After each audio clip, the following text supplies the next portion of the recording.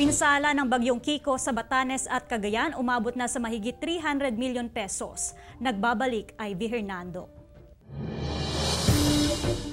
Umabot na sa 54 milyon pesos ang inisyal na halaga ng pinsala ng Bagyong Kiko sa Cagayan. Sa datos na inilabas ng Cagayan Provincial Information Office, aabot sa higit 33 milyon pesos ang pinsala sa agrikultura, higit 20 milyon pesos sa infrastruktura at 150,000 pesos sa livestock.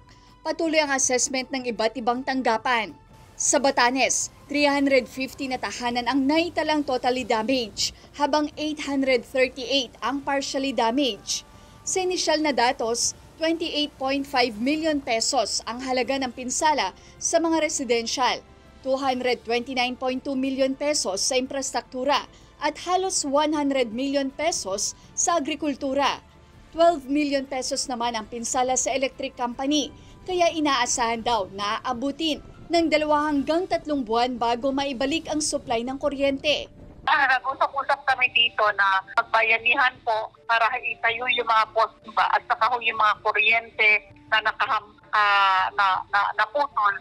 Pag magtutulungan daw, sabi ng manager ng Batanelco, pagkaabuti ng 1 month lang yung kawalan ng power dito sa Batanes. Pinayagan na umano ng DNR ang mga residente na gamitin ang mga naputol na kahoy sa pagsasaayos ng nasirang tahanan. Ang pinakakailangan po namin dito ay yung NSA rice. Tapos doon sa infra, gero po at sa kahoy na 2x4x12.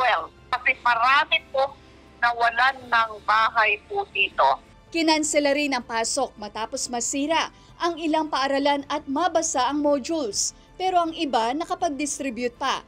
Wala raw kasing telecommunication signal. Although nakita ko naman ito na safe naman na mag-distribute ng modules since walang communication sa other island at kami-kami lang din naman ang naiwan dito sa other island, we have to decide. Nagsimula na raw mamigay ng tulong sa mga naapektuhan. Ivy Hernando, Balitang Amyanan.